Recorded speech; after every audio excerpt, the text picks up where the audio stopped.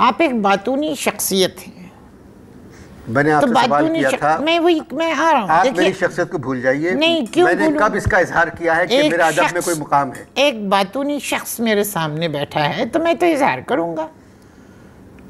आपकी उर्दू अदब में कोई हैसियत नहीं। मान गया। आप चाहे तस्वीरें बना लें, चाहे शेर कह लें, लेकिन शख्सियत आपकी बातूनी रहेगी। बातूनी शख्सियत हैं आप। मैंने आपसे सवाल किया नहीं, आप बातूनी शख्सियत हैं, तस्लीम करें। जी, मैं मान गया। नहीं, दिल से नहीं माना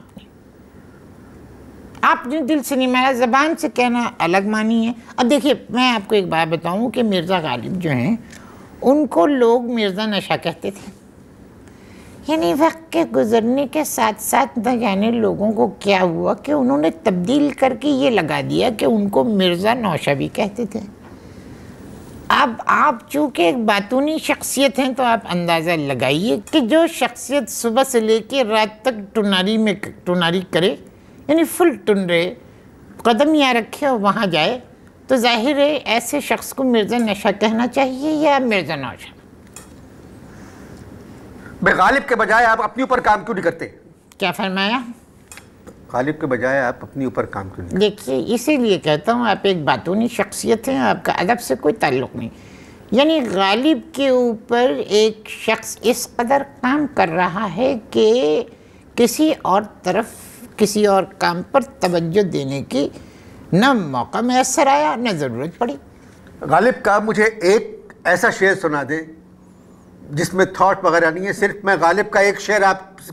नामुमकिन। इसीलिए तो मैं कह रहा हूँ कि अदब में आपका कोई मकाम नहीं है। आप एक बातूनी शख्सियत। ये आप 20 दफ़ा कह चुके हैं, अब मत कहें आप इसको। जितनी दफ़ा मुझे याद आएगा मैं कहूँगा।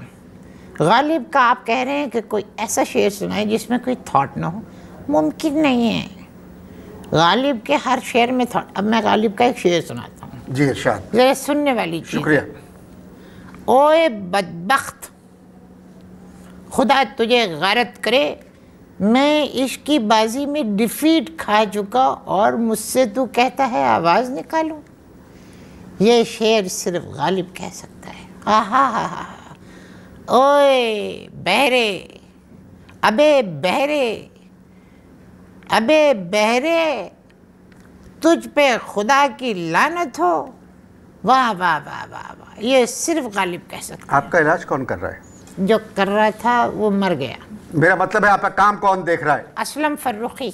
डॉक्टर असलम फर्रुखी जी। उन्होंने आपका काम देख के क्या कहा? उन्होंने पहले मेरा काम देखा, फिर उनके दीदे बाहर आए, फिर और गौर से देखा और उसके बाद मुझसे कहने लगे कि आपको गालिब का हर्निया है। ये कह के वो चले गए और वो दिन और आज के दिन मुड़ के नहीं आए। डॉक्टर असलम फर्रुखी साहब की बात से आपने क्या अंदाज़ा लगाया? मैंने ये नतीजा अख़ज़ किया कि उनको गालिब का शेर समझ में नहीं आया, इसीलिए उन्होंने गालिब का हर्निया कह दिया, क्योंकि गालिब को हर्निया के अलावा तमाम बीमारियां थीं। हाँ, अगर शेफ्ता के बारे में कहते कि उन्हें हर्निया था तो मैं यकीन कर लेता, क्योंकि शेफ्ता को हर्निया था। अभी आपने गालिब का कौन सा शेर सुनाया मुझे? मैंने गालिब का शेर सुनाया, ओए बहरे खुदा तुझे गरद करे, मैं दिल की बाजी में डिफीट खा चुका और बदबख्त मुझसे कहता है कि आवाज़ निकालूं। बकौल आपके ये गालिब के बड़े शेरों में से, बहुत बड़े शेर में से। ये गालिब का शेर नहीं, ये गालिब का चीता है। ओए बहरे खुदा तुझे गरद करे, मुझे मोहब्बत की इस तरह बाजी मुझे न कहिए, उस तरफ देख के कहिए। हाँ, उस तरफ देख के कहिए। ओए बहरे खुदा तुझे गारत करे। नहीं, उधर ही देखिए, वहीं मुस्तकिल वहीं देखिए, मफहूम अलग हो जाता है। ओए बहरे खुदा तुझे गारत करे। नहीं, ये हाथ का इशारा भी नहीं। इसीलिए कह रहा हूँ कि अदब में आपका कोई मकाम नहीं है। ओए बहरे, नहीं, ये तो और गलत होगा, कैमरे वहाँ हैं। ओए बहरे खुदा तुझे गरत करे, इश्क की बाजी में मुझे डिफीट हो गई है और बख्त तू कह रहा है कि मैं आवाज़ निकालूं। जी।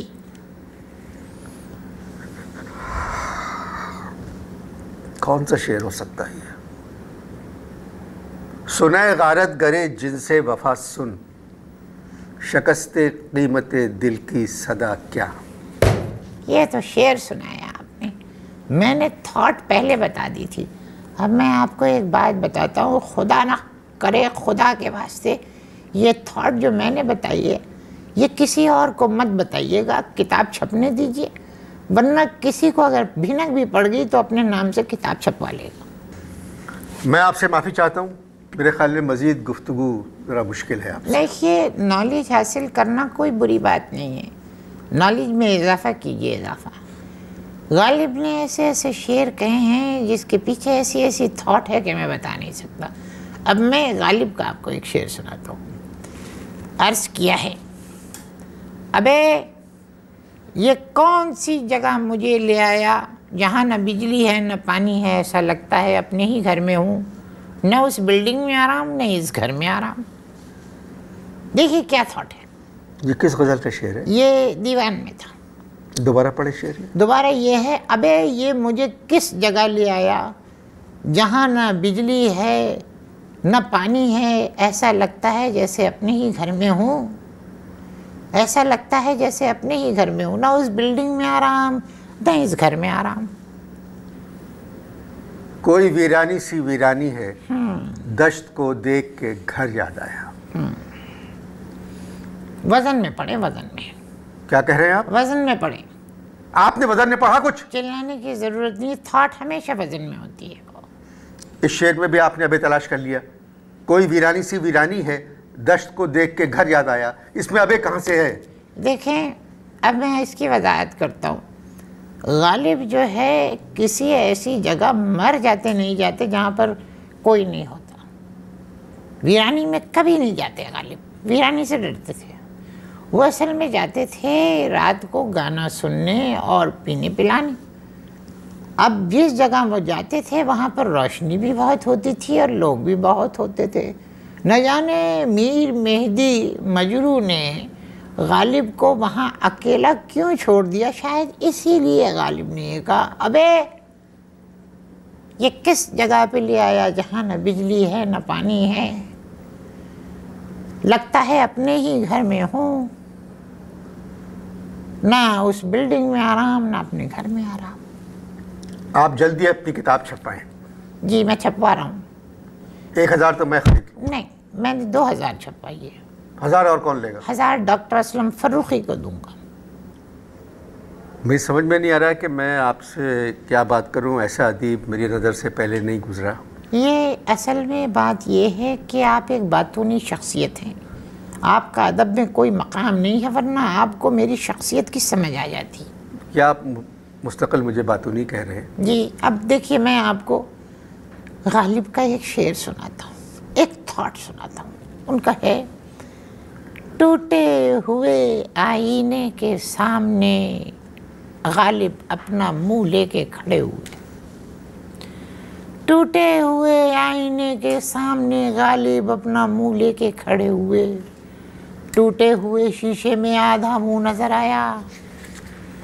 दिल महसूस के रह गए, वो तो जा रहे थे महबूबा को अपना मुंह दिखाने। उन्होंने सोचा ये मुंह लेके जाऊंगा, क्योंकि उनकी महबूबा को अपने मुंह पे बड़ा नाज था। चप्पल में से कील निकल गई। जी।